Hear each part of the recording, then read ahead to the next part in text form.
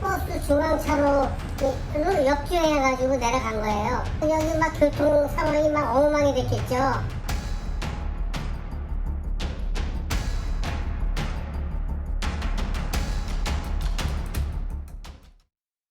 그러니까 경기도에서 서울까지 가면서 연쇄적으로 추돌 사고를 일으켰다는 얘기죠. 맞습니다. 이게 그제 있었던 일인데요. 예. 한 20대 여성이 오후 4시쯤에 경기도 고양시에서 뺑소니 사고를 냈습니다.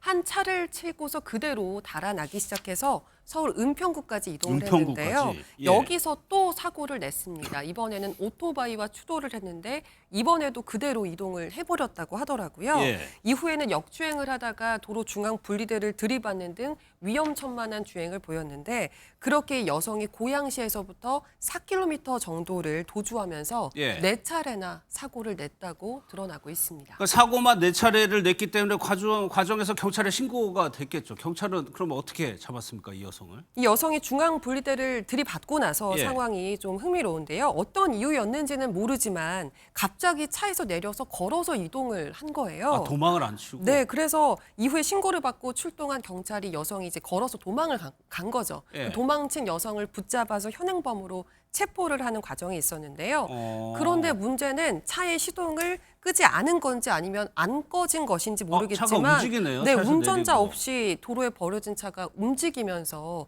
예. 앞에 있던 이 버스까지 들이받는 사고로 이어졌습니다. 예, 걸어서 나왔기 때문에 잡는 거는 일단 손쉽게 잡았을 것 같아요. 그러면 손재배 교수님, 앞서 뭐 역주행도 하고 추돌도 있고 굉장히 좀 위험할 수도 있는 상황이었거든요. 네, 다행히 아주 큰 인명피해는 없었습니다. 하지만 앞서서 오토바이를 이제 추돌하는 사고가 있었기 때문에 예. 오토바이 운전자가 다리 부상을 입어서 이제 병원에서 치료받고 있다라고 하고요. 그 이외에는 인명피해가 없었는데 화면을 보시면 역주행을 하면서 보행자 횡단보도를 지나가는 모습이 보이거든요. 만약에 그 당시에 보행자가 횡단보도에 있었다라고 한다면 정말 큰 인명피해로 번질 수 있었던 아찔한 상황도 있었습니다. 예, 그러면 손 변호사님, 이 여성이 대체 왜 이렇게까지 했을까요? 일단 이 여성 같은 경우에는 음주나 약물 검사를 했는데 모두 다 음성 반응이라고 합니다.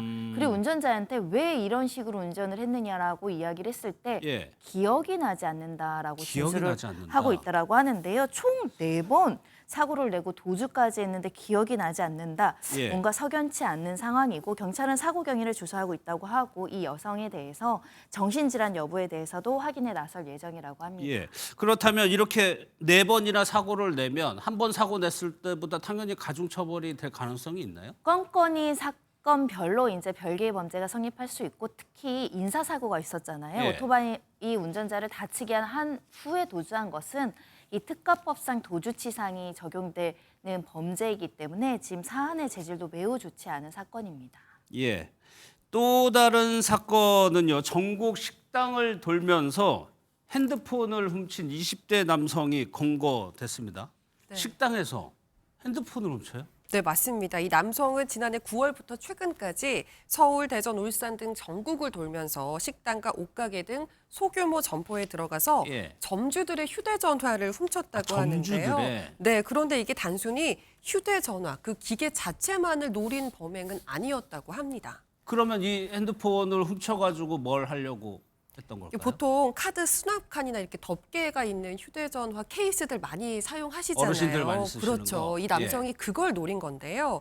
카드를 빼내서 현금을 인출을 하고 또 휴대전화 앱에 이제 설치가 되어 있는 은행 앱을 통해서 대출까지 받았다고 하더라고요. 특히 고령의 어르신들이 휴대전화 케이스에 계좌 비밀번호 같은 거 적어놓는 경우가 많고 그런 분들도 있죠. 네, 휴대전화 잠금을 잘 하지 않는다. 이제 이런 예. 것을 악용해서 이들을 범행 대상으로 삼았던 것으로 보입니다. 예. 그럼 손 변호사님, 이렇게 절도 있고요. 불법 대출 있고 개인정보 활용한 것도 있고. 그럼 이런 것들이 처벌에 다 하나씩 영향을 미칠까요? 더군다나 이 남성 알고 봤더니 상습 절도범이었습니다. 예. 그러니까 동종전과만 27번이 있었고 출소 10개월 만에 또다시 범행을 저질렀기 때문에 누번 기간일 가능성이 있고요. 피해자가 다수일수록 피해 금액이 높을수록 그리고 한 건당 이게 핸드폰을 절도한 것은 절도죄지만 또 이 현금 인출한 부분은 컴퓨터용 사용 사기죄라든가 여신 전문 금융영법이라니까 다른 예. 법률이 적용될 가능성이 매우 높기 때문에 지금 피해자만 45명에 이르고 45명. 범행의 수도 그에 상응할 것으로 예상되는 상황이기 때문에 예. 조만간 또 구속돼서 상당 기간 복역해야 되는 사건이 아닐까 합니다. 지금 CCTV를 보면은 이제 점주 사장이 잠깐 자리를 이동하니까 그쪽으로 식당 주방 쪽으로 가가지고 휴대폰을 들고 나가는 장면이 보이죠.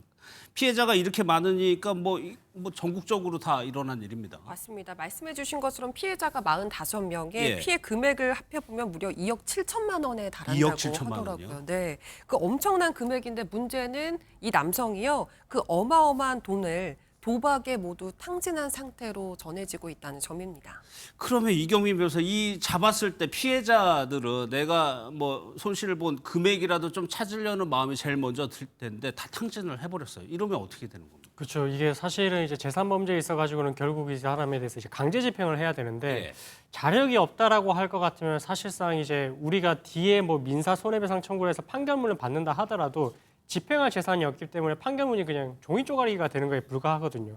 그래서 현실적으로 이 사건에 있어서는 좀 뭐 이 집행을 통해서 이제 피해 회복을 하기는 현실적으로 좀 어려운 상황이지 않나 그렇게 보여집니다. 되돌려 받을 수 있는 방법이 없는 거예요. 그렇습니다. 현실적으로 그거에 불가능하고 그래서 이제 그런 부분들이 이제 어떻게 보면 피해자들이 피해 회복이 되지 않았기 때문에 예. 그리고 재판부에서는 이제 양형 사유에 있어가지고 가중 처벌하는 사유가 될 수 있고 근데 이제 이런 부분들에 있어서 피해 회복이 되는 거는 사실 현실적으로 좀 기대하기는 어려울 것 같습니다. 예. 김유진 아나운서 마지막으로 이런 자영업자 점주분들에게 조금 주의 당부할 말이 있다면서요? 네, 왜냐하면 이게 피해자 대부분이 가게에서 고객 응대를 하거나 잠시 자리를 비웠을 때 예. 범행에 당한 것으로 알려졌기 때문에 우선 휴대전화나 기중품은 손님들이 볼 수 없는, 외부인이 볼 수 없는 곳에 그렇죠. 두는 것이 중요하고요. 이 휴대전화를 잃어버렸을 때 이게 금융사기 범죄로 또 이어지지 않도록 생체 인증이나 비밀번호 설정 같은 보안 기능을 반드시 활성화할 것을 당부하고 있습니다. 또 신분증이나 계좌 관련 서류도 휴대폰과 별도로 보관해야 한다고 하네요. 알겠습니다.